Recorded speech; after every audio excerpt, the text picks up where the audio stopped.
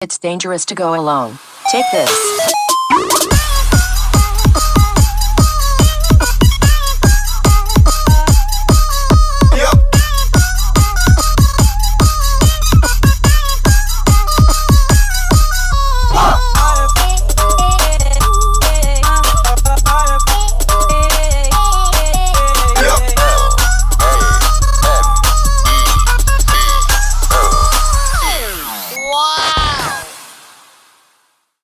And welcome to the realm of geekdom. This is nerd breaking news. They announced the Phase 7 dates. There have been a lot of updates. Spider-Man Brand New Day, Avenger Doomsday, Secret Wars. What is going to be Phase 7? We're going to go ahead and give our predictions. But before we do that, make sure you like, hit the bell, follow us so you don't miss any of our episodes. So let's go ahead and jump right in. The dates that we have was February 28th getting removed. We already had a May 5th for 2028. We added a midsummer date for July 28th, which that November date that they had later on for that autumn, they removed that. So that probably got shifted up. And then they added two more dates at the end for 2029, May 4th and July 13th. So what is going to be the speculations? Let's go jump right in. Kid, go for it. Ooh, I think that it's interesting the fact that they added those two new dates. Here's what you have to do about Marvel. Here's my prediction. You have to have Black Panther 3. For sure. You got to have Shang-Chi 2. Where the hell has he been? It's been like 5 years. People forgot about Shang-Chi. That was a relatively underrated movie in an era where the MCU was trash. And I loved it. I was enjoying every minute they were trash. And the X-Men. If one of those movies is not the X-Men, we have a problem. Because you're getting the no, because I'm a huge X-Men fan. So you're getting you're right. You're getting the old X-Men, right? A lot of people are confirmed to be back for Doomsday.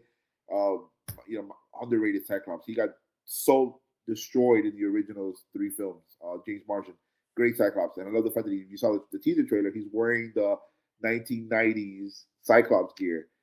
You have Magneto and Xavier still going at it in the teaser trailer.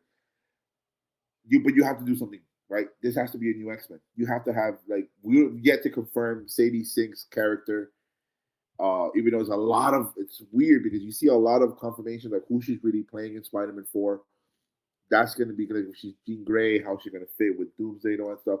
But it has to be those 3 films. Black Panther 3, I don't know where they're going with the story. Maybe the professor has a better road because he's the Marvel expert here. But you have to have Black Panther 3. I think Black Panther it's a great franchise. It's probably you can make a legitimate argument. Black Panther 1 kind of beats everything Thor did, beat everything Iron Man did.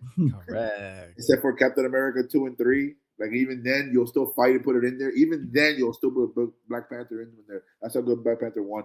It was a great film. Part 2 was horrible. It is what it is. The circumstances. And again, Namor, I don't want to get into that. I want to get into Namor. Anyways, I think you have to include Black Panther 3. I think Shang-Chi is so underrated as a film. He's such a likable character. He was in that Netflix show that I loved as well. Oh, man, I forgot it. I can't think of it right now. He's also becoming a star. He was also in a couple of movies here and then. And again, the X-Men. The X-Men has to be the main thing coming out of these films. It has to. You have to entertain and you have to project the next 5 years of MCU. This is going to be Phase 7 after Doomsday. This is a great opportunity to be these are the rookie X-Men. We got 10 to 15 years with these boys. That's my thing. The X-Men is the number 1, but I think those 2 are my. People are gonna say Blade, but how many times? What happened to Blade's story? The script wasn't working. Marshall Ali was blaming. I think he got off the project. I don't know how far you can go there. Do you really want to see Thor 5? I think the character's dramatically gotten worse every film. Rumors that Bruce Banner might not survive Spider-Man 4, so he might not be here. So yeah, that's my pick. It's who else is out there? The X-Men. Correct, and I think that's exactly where they're heading to. We're going into this. We're currently in a multiverse saga of the MCU, and we're starting to see everything kind of just breaking in, diversion, incursions, all that stuff. All right, and this is the perfect opportunity to start bringing the mutants into the storyline, bringing from their universe into ours. I've read speculations that it is Jean Grey that's going to be in Spider-Man Brand New Day. and that's going to be the first characters that we're starting to see in that universe that start getting the mutation. So, yeah, I see the professor getting ready. So, that's where I think I think it's heading into that mutant saga where we're going to start seeing all these characters either coming up because of the incursion or coming from other universes. And I'll throw it right to the professor, who's the expert. I'm pretty sure he'll be able to detail this a lot better than I can. All right. Marvel is a business. A lot of nerds see it as a comic book company, but it's not that. It's a business. And every business has trends, patterns that they repeat over and over and over again. So what are Marvel's trends? Marvel follows the following trends in movie announcements. Fans look at them 1 year at a time, but Feige pretty much thinks of them 2 years at a time.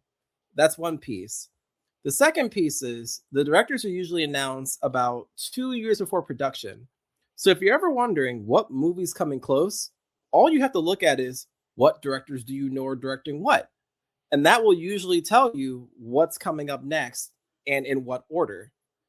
On top of that, too, you got to also look at the box office and ask yourself, how much money do the fans really have? And lastly, you have to also ask yourself, what has been Marvel's pattern ever since Blade was announced? I'm going to put all of it together. So when you're looking at your announced directors, you only have two. Your two announced directors are Ryan Coogler for Black Panther 3 and the Thunderbolts guy for X-Men. Those are your two. At the same time, you know that ever since Marvel announced Blade, there is always one release date each year that mysteriously gets canceled every single time. I'm going to assume it's probably because of contracts. So when you're looking at these 4 announced slots, let's look at what happened. Originally, there was a movie announced for February. That would have been Black Panther's 10-year anniversary. So more likely than not, that's the movie that was meant to be in that slot. We know that movie that was due in February got moved to July. Then they canceled the February date. So that movie's out. So now all you got are 3 slots. Then we know the July slot is Black Panther. So the question is, what's May and what's December? Assuming that one of those dates is probably fake. Because they've done it every single year since Blade. It's X-Men. And that's the whole answer. Your movies for that year are literally just Black Panther and X-Men. What year would that be? That would be the year after That's 28. That's 2028. Okay. So when you're looking at it, here's what else you know. You know that Sadie Sink got announced the exact same time as the X-Men director. I wonder why. Why would they do that? Because she's in that movie, obviously. She's probably one of the stars of that movie, obviously. So everyone who's mad about, oh my God, girls leading these superhero teams, get used to it because they're about to do it again. So there you go. You know Denzel Washington got announced for Black Panther 3. How do you know? Because he told you. He told you. Oh man, what do I sign? That's it. I wish I could make it more exciting. Those are your 2027 movies. They're your 2028 movies. If you want to know the movies right after, all you have to ask yourself is, what's left? Understanding that the fans don't have the money to go see 3 Marvel movies a year, you have to ask yourself the year after, what 2 movies are left? Well, what other director do they want to work with again? Sam Raimi, right? That's probably going to be the year right after. And then you got 1 empty slot. And what movie is that? Who knows? Some would speculate Scarlet Witch. Some would say Midnight Suns. There you go. You got 2028, 2029 right there. Clear as day. And then a Spider-Man movie somewhere in there because of contractual obligations. That's really it. This whole slate, the whole next saga of Marvel movies, if you take a pen and you write it out, you can literally write out the whole thing. It's right there. They've told you what the whole thing is. And what kind of storyline are you expecting? Okay. All right. Tinfoil hat time. A lot of people think that Sadie Sink is Jean Grey. What I'm going to say is probably not, for a whole bunch of reasons. One being that when you're looking at the contracts for a lot of these different characters, right? As long as your contract is in effect, they can't recast your character. So when you're thinking about it, technically, Homegirl's contract from Days of Future Past, what's her name? Oh, which one? The redhead from the Days of Future Past series. You talking about like the Jean Grey? Yeah. Oh yeah, Famke Jenkins, whatever her name is. Her no, the other one, the one from Game of Thrones. Oh, the new Laura Croft, They probably can't recast her yet, so the likelihood of that character being Jean Grey is actually pretty low. Now the fans are saying she has telepathic powers. Are you sure? She probably doesn't. She might not. It's all speculation. It's all speculation. But what you do know is she's wearing a real yellow outfit underneath that green coat. When you're looking at this latest movie, ask yourself how many Marvel characters are running around in that Sony movie. Why aren't there any more Sony characters in that movie? She's probably just Firestar. You know what Firestar is? Yeah. A mutant. So it kind of makes sense to have I'll be Firestar. disappointed, but yeah, I got you. But the thing is, it depends how cool she looks. If she starts lighting people up, the disappointment will end very quickly, and we'll all be like, yeah, she's an OG. And then they can go ahead, and you know Sony likes messing with us. They'll make a Mary Jane who's not Mary Jane. Why wouldn't they make a Jean Grey who's not Jean Grey? It'll be fun. It'll mess with the fans, and they can do whatever they want. Don't be surprised if they end up giving you some kind of Firestar real quick, and the whole telepathic thing was a misdirect. Because, fun fact, what Marvel character jumps bodies by making eye contact? Anyone? Dr. Doom. Look it up. He's the only Marvel character who looks you in your eyes and jumps into your body. The only one. So wouldn't it be interesting? Go see TK's thinking. Wouldn't it be interesting if the whole thing with the telepathy is just Dr. Doom messing around with people as your nice little Doomsday tie-in? We're all thinking it's Firestar. She's like, I can't even do that.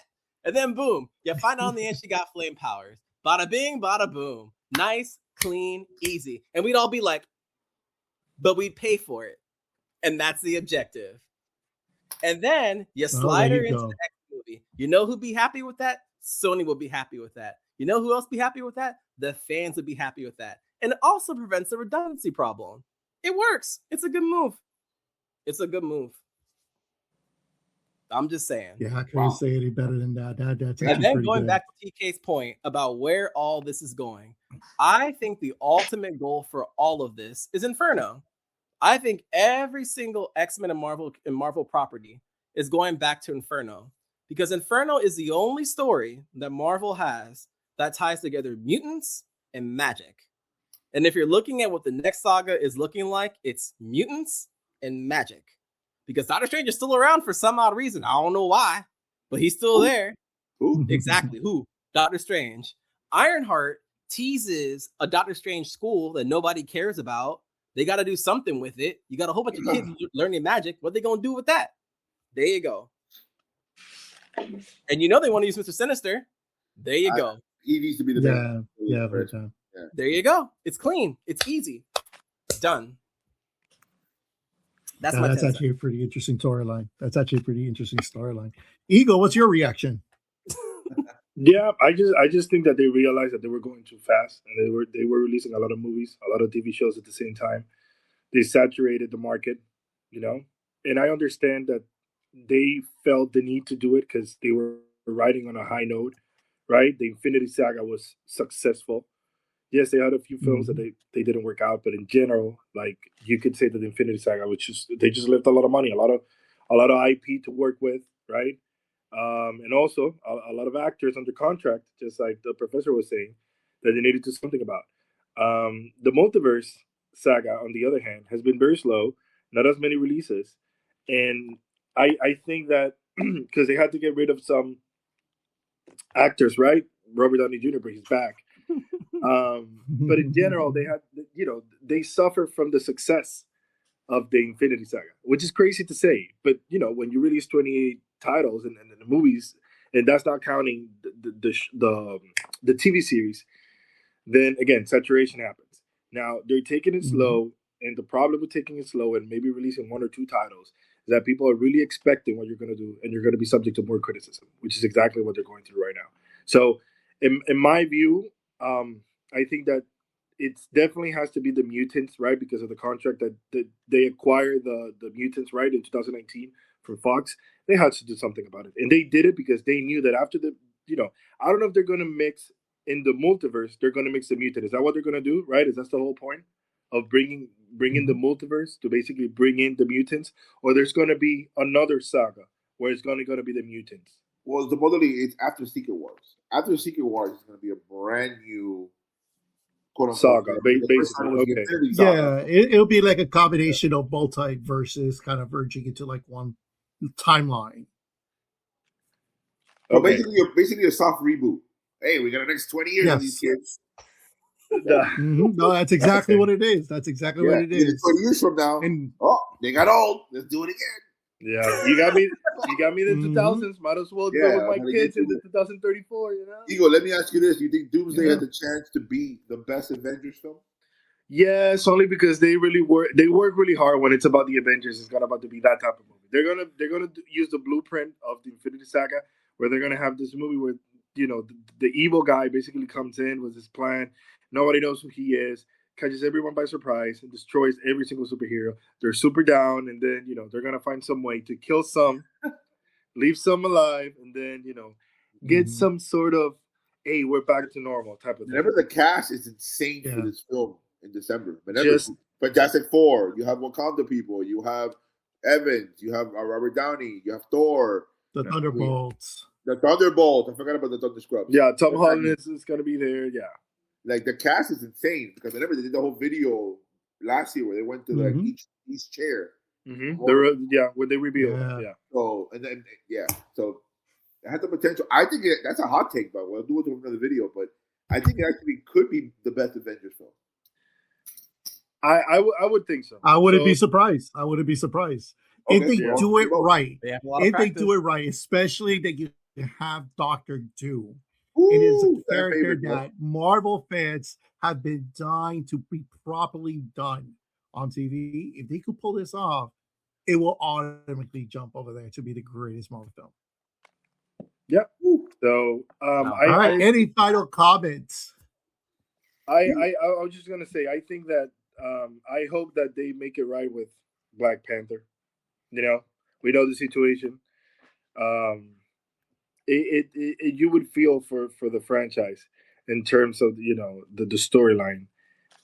If they don't find a way to make it right, I know it's hard, but that's the only film release that I'm worried about on the storyline. Go ahead, Professor. All right, perfect. I saw him. I was like waiting for him. There's a lot they can do. Like there's so much they can do. What happens is they did that whole cartoon that, again, nobody watched. And when you're looking at the World of Wakanda series, in the very end, they introduce these aliens that are like Black Panther's enemies. They introduce time travel. They introduce so many different concepts into that story that they can take it in so many different directions. They don't even need a Black Panther anymore when you think about where they can take it. I know that sounds blasphemous and crazy, but what it seems like they're doing is they're centering the story around Wakanda, which might technically be better when you think about it. You may not need Black Panther all that. Like, does Black Panther 2 fail without Shuri in it? It might actually be better without Shuri in it, if you're being honest. Yeah. I think Black Panther 2, and I want to go too deep into it. I think with Black Panther 2, we got to give Cougar all the credit in the world for what he did for that movie. Yeah. Despite the circumstances with T'Challa. Right. It's a sad situation because we knew that, obviously he was going through some personal stuff, but it's a damn shame because the potential for Black Panther 2 after the success of the first one, it would have been a different stratosphere if they had the proper, everything went according to plan, but unfortunately it didn't. And they did as best as they could in Black Panther 2. The only thing, again, it was, for me, it was underwhelming. But when you reach the highest part 1, of course, because Cougar still did amazing. Of course, but my question is, does Black Panther need Black Panther in it? I don't think so. I think they need a Black Panther. They gave you one, and people were like, eh. It better not be M'Baku. That'll be enough. That's where I was going. But what if you have M'Baku as the main character, but he's not Black Panther? Does it still work? I think so. Not if he's doing the whole, more serious stuff. Yeah. No. I loved it. I loved it. You can't be saying that. I think it loved could work. I think it could work, but it would all depend how far away. Like, what's the stature of the Black Panther in general? Yeah. Like, is it a situation where we're just basically saying, there's not going to be another Black Panther. There's going to be a lot of people who are going to try to get their hands into, whatever Wakanda is, or they're going to try to, be evil people, and we're just basically going to get another army of people who revere the Black Panther, but we're not touching it. I guess it could work, but I don't know. I don't see it. It reminds me a little bit what happened with Captain America.